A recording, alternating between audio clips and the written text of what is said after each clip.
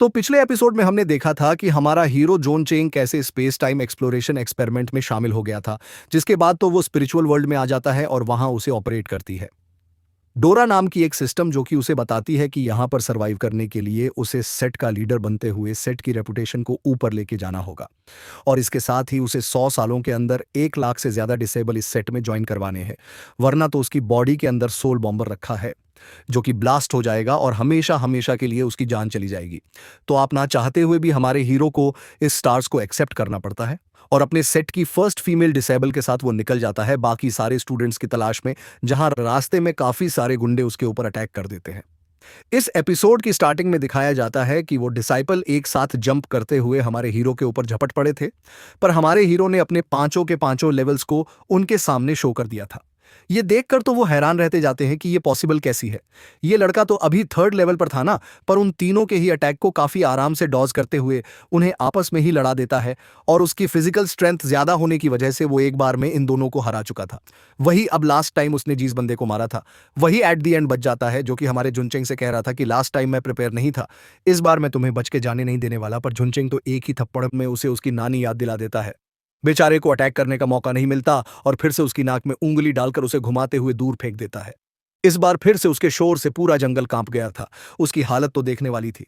उन सभी को निपटाने के बाद सोच रहा था कि ज्ञान के सामने थोड़ा फ्लेक्स किया जाए, इसलिए वो स्टाइल मारते हुए पेड़ की डाली पर कॉर्ड तक खड़ा होने की कोशिश कर रहा था, पर डाली टूट जाती है और वो जनाब सीधा नीचे लैंड करते हैं। पर फिर भी क्यान क्यान के सामने ऐसे पोज मार के दिखा रहे थे जैसे कि चोट लगी ही नहीं और तशरीफ का अचार बना ही नहीं। वहीं डोरा, जो कि पेड़ के ऊपर बैठी हुई थी, वो हमारे हीरो को बताती है कि आपने दिए हुए टास्क को टाइम पर कंप्लीट कर लिया। कंग्रेचुलेशन मास्टर, इस टास्क को कंप्लीट करने की वजह से अब आपको पूरे के पूरे 4 पॉइंट्स मिलते हैं, जिनका यूज करते हुए आप अगेन काफी सारे ट्रेसर खरीद सकते हो। ये बोलते हुए डोरा उसके कंधे पर आ जाती है और अब हमारा झंझन कहता है कि यहां से चलते हैं लिंगी ऑनसेट का ये डिसेबल, जिसकी हालत पहले से ही खराब थी। तो फिर से जुनजैन को चैलेंज करते हुए कह रहा था कि मेरा इंतजार करो, मैं तुम्हें सबक जरूर सिखाऊंगा। पर जुनजैन तो दूर से ही एक पत्थर उसके सर पे भी मरता है, जिससे बेचारा बेहोश हो गया था। अब उन लोगों को बार बार जुन जैन के रास्ते में आता देखकर ज्ञान ज्ञान काफी ज्यादा सीरियस होते हुए कह रही थी कि मास्टर, बेहतर होता कि आप इन्हें जान से मार देते ताकि ये दोबारा आपके रास्ते में ना आए। उसकी ये हार्टलिस्ट बातें सुनने के बाद जनसेन कह रहा था कि इतना ज्यादा क्रूल होने की भी कोई जरूरत नहीं है। वहीं ज्ञान ज्ञान तो कहती है कि जिन यून कॉन्टिनेंट जहां पर कमजोर स्ट्रांग की पूजा करते हैं, वहां पर इस तरीके से काइंड हार्टेड रहना, वो भी अपने दुश्मनों के लिए यही सबसे बड़ी क्रियालिटी है जो आप अपने साथ करते हैं। अगर आप इतनी सी बात नहीं समझेंगे तो ज्यादा दिनों तक लीडर की पोजीशन को संभाल नहीं पाएंगे। ये बोलकर वो आगे निकल जाती है। तब ये डोराउस के सामने अपीयर होते हुए कह रही थी कि मास्टर, आपके लिए एक नया टास्क आया है, जहां एक सेक्ट के लीडर होने के नाते आपको अपने डिसिपल को समझाना होगा कि लाइफ की क्या वैल्यू है।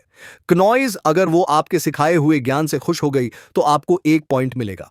इस टास्क को सुनने के बाद तो जुन जैन कह रहा था कि अब आया ना मेरे मतलब का काम।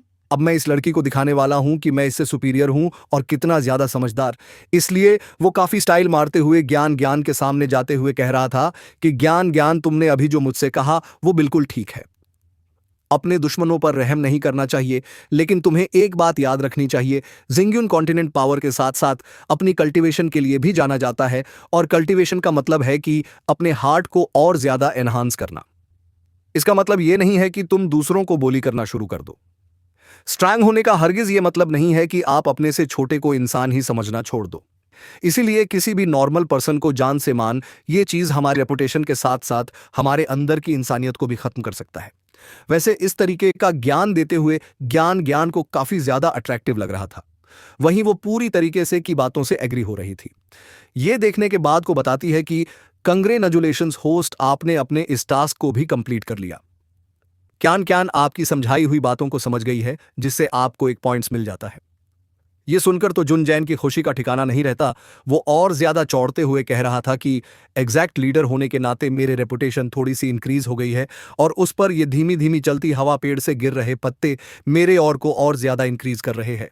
इससे तो ज्ञान ज्ञान पक्का मेरे और को देखकर इंप्रेस हो जाएगी। वहीं दूसरी तरफ ज्ञान तो मुस्कुराते पे अपनी स्वर्ड बाहर निकाल कर कह रही थी, जैसा कि आपने बताया, साइक्लिडर किसी भी रैंडम पर्सन को मारने से आपकी रेपुटेशन इफेक्ट हो सकती है। इसका मतलब यह है कि फिगर होने के नाते आप किसी को नहीं मार सकते। इसलिए आइंदा से जो भी हमारे रास्ते में आएगा उसे मैं जान से मार दूंगी। यह सुनकर तो झुनचैन के होश उड़ जाते हैं कि सिखाने क्या गया था और यह लड़की सीख क्या गई है। वो तो कह रहा था कि तुम ट्रैक से भटक रही हो, तुम मिसअंडरस्टैंड कर रही हो, रुक जाओ, मैं तुम्हें डिटेल में समझाता हूं। पर वो तो ये कहते हुए आगे बढ़ जाती है कि मास्टर, हम लोग लेट हो रहे हैं। प्रिसाइपल्स भाग जाएंगे, पर जुनचंग उसके पीछे जाते हुए कह रहा था कि क्यान क्यान, मेरी बात सुनो, तुम एक लड़की हो, लड़की की तरह रहो। इस तरीके से मार धार मार पिटाई नहीं करनी चाहिए। तुम्हें यह सुनकर तो क्यान क्यान गुस्से में अपनी स्तोस्तानी कर सकती हो। वहीं उसका ऐसा हार्टलेस बिहेवियर देखने के बाद जुनचेंग काफी सीरियस होते हुए सोच रहा था कि पक्का इस लड़की का कोई बैक स्टोरी है, वरना ये इतनी रूड और क्रूल कभी नहीं होती। वहीं जुनचेंग उसके बाद जाते हुए कह रहा था कि मैं जुनचेंग उस बंदे को घायल देखने के बाद उसे चेक करने लगता है। वहीं क्यान क्यान ये कहते हुए आगे बढ़ रही थी कि अपने काम से काम रखो, दूसरों के पछड़ों में इस तरीके से नहीं घुसा करते।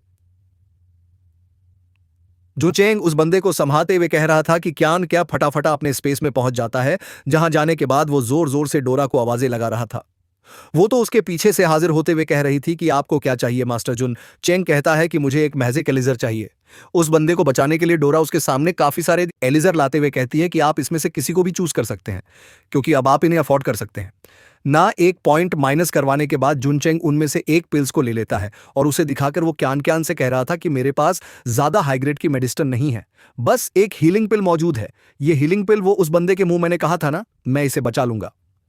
वहीं ये देखने के बाद तो क्यान क्यान काफी ज्यादा शॉक होते हुए कह रही थी कि आखिर ऐसा कैसे हो सकता है, ये बंदा अभी मेरी आंखों के सामने मरने वाला था, फिर इसे एक नॉर्मल सी हीलिंग पिल कैसे ठीक कर सकती है? क्या इसकी पर्सनैलिटी बहुत ज्यादा मिस्टीरियस है और ये हमसे बहुत कोई छुपा रहा है?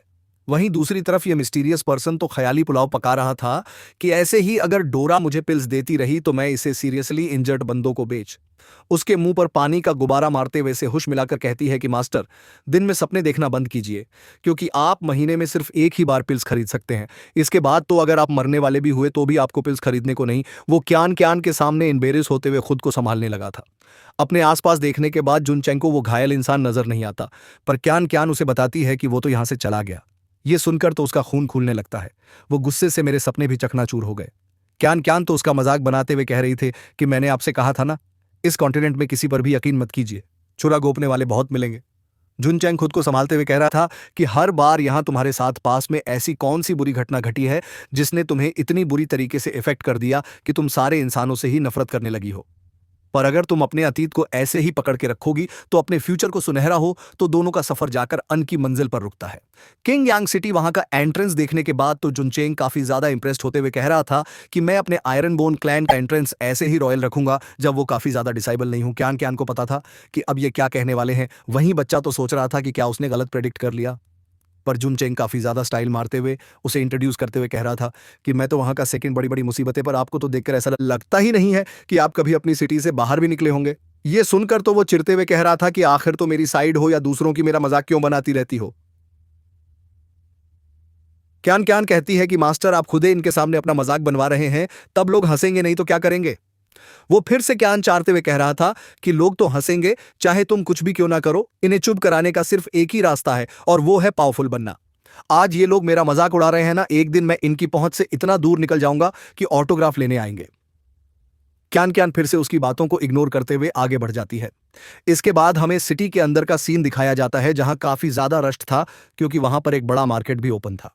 साथ ही छोटे बड़े सभी सेक्ट वहां पर मौजूद थे अपने लिए डिसाइबल रिक्रूट करने के लिए। इस कॉन्टिनेंट के दो सबसे बड़े सेक्ट एक दूसरे के राइवल थे, जो अपोजिट में अपना बूथ लगाकर डिसाइबल चुनने आते हैं। टाइगर क्लैन का एक बंदा कह रहा था कि बॉस, इस बार लगता है हम लोग काफी यंग पीपल को अट्रैक्ट करेंगे और अपने सेक्ट को पहले से भी ज्यादा स्ट्रांग कर लेंगे। यह सुनने के बाद दूसरा व्हाइट स्वाट सेक्ट, जिसका टकलू मास्टर कह रहा था, जो तलाव में ये